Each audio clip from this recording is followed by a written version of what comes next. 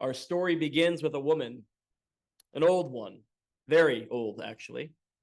This woman built herself a house in the middle of nowhere on the top of a hill. And she lived there for a very long time, for as long as anyone could remember. And it seemed like she lived up there forever. It was a strange thing building a house up on a hill. There was no one around for miles, no one to talk with, no one to be with, no one to help. But what was really odd about the decision to live up there was that there was no running water. I guess it was just before plumbing and all those things which make our life so much more convenient. And so, since water doesn't like to run back uphill, there was no easy way for the woman to get water to her home. So instead, she had to get it for herself, by herself, every morning. You see, every morning she followed the same routine. She'd walk outside, pick up a long pole, and next to the pole, there were two buckets, each with a loop of rope around the top. She would take the first bucket and hang it on the left side of the pole, and then she would take the second bucket and put it on the right side of the pole. Always the same bucket on the same side in the exact same way. She would rest the poles across her old but surprisingly strong shoulders, and she would take that narrow dirt path down the hill to the stream which ran past its bottom. And she would take the pole off her shoulders and gently, carefully put the bucket into the pole, into the water, each time dipping into the stream, filling it up, and then putting it back on the pole, and then carrying it back up to the top of the hill to her home. But that right-hand bucket, you see, had a small crack in the bottom of it. And so as soon as she started walking up the hill, what happened with the bucket? It started to leak. And a steady, persistent drip, the bucket running out of water step by step, so that by the time she reached the top of the hill, the bucket would be completely dry. She put that right-hand bucket back where it had started, take the left-hand bucket, and use that throughout the day with its water. And day after day, morning after morning, year after year, the morning unfolded the exact same way. Left bucket on the pole, right bucket on the pole, walk down the path, take the buckets off, fill the buckets, back up, right side empty, left side full. Every single day. Drip, drip, drip. And then the days passed, and the months passed, and the years passed, and nothing changed. The same routine every day until one morning, that woman was getting ready for her day, about to head out the front door to pick up her buckets and her pole, and then down to the stream and do it all she did every single day, when she heard a loud knock on the door. She was surprised. No one ever visited her. So she opened the front door, looked outside, and saw nothing. No one was standing there. She looked around again, wondering if someone was hiding in the woods around the house, but yet she saw no one. She started to turn back into the house, ready to close the door, when she heard a voice cry out, "Hey!" So she wheeled around, and she stuck her head outside the door. No one. "Hey, down here!" So she looked down, and to her great surprise, she saw the right-hand bucket, the one with a crack in it, sitting on her porch.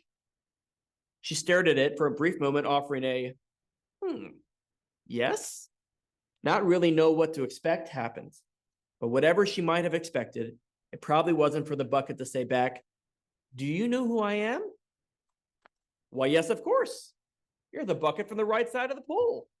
She spoke to it as if it was completely normal to speak to a bucket. "That's right. I'm the bucket from the right-hand side of the pole, and I am furious." "Furious? At what?" "At you, lady." "At me? You're furious at me? What in heaven's name for?" "For mocking me." "Mocking you?" she asked in disbelief. "How? What? What do you mean?" "Every day, every single day you put me on that pole, carry me down to the stream, you fill me with water just like a bucket should be filled, just like buckets want to be, and then you carry me back up the hill as if nothing was wrong. And I fail every single time because I am broken, and you won't fix me.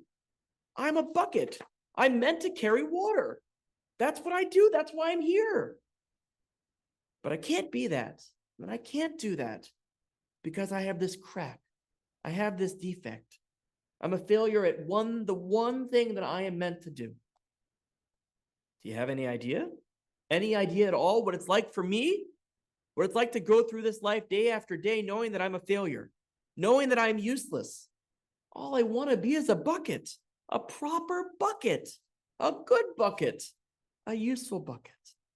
It's not a lot to ask, but you don't even give me that much. If you had the common decency to spend a few minutes, just a few minutes repairing me, I'd be fine. I'm so close to being a decent bucket, but you don't seem to care enough to help. Instead, you carry me back and forth, up and down, day after day, and every time I fail at the one thing I meant to do. Failing one drip at a time, one day at a time. Whatever have I done to you to deserve such cruelty? So the old woman looked down at the bucket, this bucket that had been on her right side for years, with a look on her face that was both a mix of sadness and caring. And after a long moment, she began to speak. My good friend, I am so, so sorry. I had no idea that you felt this way. You've been suffering this entire time, and I've had no idea whatsoever. What do you mean, no idea about what? Here, let me show you. She gently picked up the bucket and carried it over to the top of the path which she knew so well, and the bucket did too. And she says, look down at the right side of the path. And she says, what do you see? Nothing. It's just a path. The path that we walk on every single day. That's right. That's what it is. That's all it is. Now look at the other side of the path. What do you see? The bucket looked down and noticed that the two sides were nothing alike.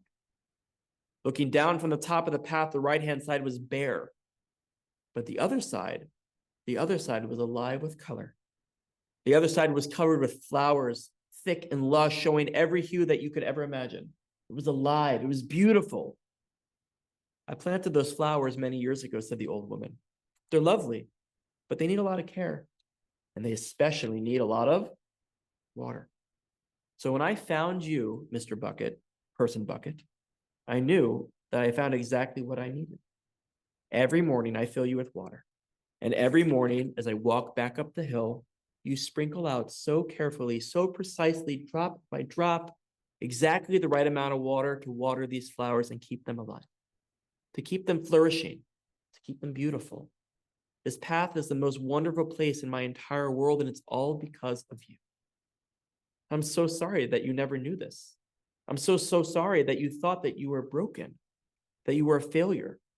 You're not a failure, and you're not broken. You're perfect. The bucket stood there, stunned in silence. And the old woman looked at it with ancient wise eyes and said, what's amazing is that precisely the thing that you thought made you broken was the exact thing that made you so powerful. What you thought was your greatest flaw was exactly what I needed to make our world a little bit more beautiful. The crack which you thought made you nothing was exactly what I needed to make our world holy. In many ways, we are like the path lined with flowers. Each of us carries cracks, stories, and gifts that may not always be obvious, but together, they help water the soil of this community and of our world. So I ask, what might it look like if imperfection in one life becomes, when woven together, the nourishment that allows us to bloom as a people? The season of the high holidays that we are entering in tonight invites us to both be rooted and also reaching. Rooted in the strength of our tradition, our history, our bonds that hold us here, reaching outwards toward forgiveness and to one another, towards hope and towards the future that we build together. So over the course of these next few sacred weeks and the year ahead, may our rootedness give us strength, and may our reaching help us grow, so that not only Sha'arei Torah, but our world that we live in may flourish just like that hillside of flowers, alive with beauty because of what each of us brings. Shana Tova.